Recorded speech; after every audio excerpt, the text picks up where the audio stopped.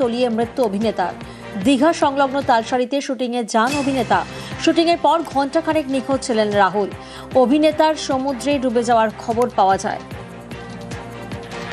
আর এই মুহূর্তে আমরা যোগাযোগ করতে পেরেছি শ্রাবন্তী চট্টোপাধ্যায়ের সঙ্গে। অভিনেতা শ্রাবন্তী, অত্যন্ত মর্মান্তিক এক খবর। রাহুলকে আপনারা কিভাবে মনে রাখবেন?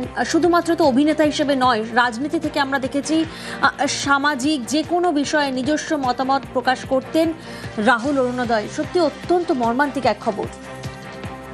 ভালো মানুষরাই চলে যায়, আমি সেটাই দেখছি আজকে। তাই আমার কিছু আমি বিশ্বাসই করতে পারছি না এখনো অব্দি। তো আমি ভাষা নেই আমার, আমি কি বলবো আমি জানি না। আমার ভালো লাগছে না কিছু।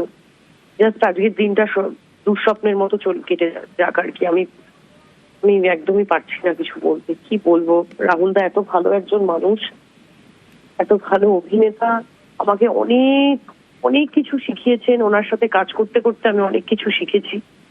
আপনি ওনার সঙ্গে ঠাকুমার ঝুলি নামক যে ওয়েব সিরিজ রয়েছে সেখানেও আপনি কাজ করেছিলেন ওনার সাথে।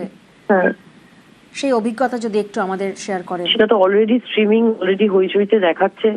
মানে আমি জানি না এখন আমি খুলে দেখতে পারবো কিনা ঠাকুমার ঝুলি। আমার এতটা কষ্ট হচ্ছে, কারণ একদম স্ট্রং অভিনেতা, একটা মানুষ এত ভালো, সে যে আমাদেরকে ছেড়ে যেভাবে চলে গেলেন, এটা আমি নিতে পারছি না।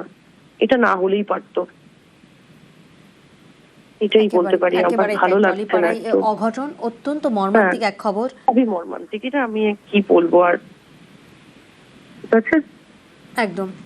প্রয়াত অভিনেতা রাহুল অরুণোদয় বন্দ্যোপাধ্যায় তালসারি সমুদ্রে তলিয়ে মৃত্যু অভিনেতার। 2000 সালে চাকা দিয়ে ফিল্ম কেরিয়ার শুরু করেন রাহুল। 2004 আবার আসবো ফিরে ফিল্মে অভিনয় করেন রাহুল।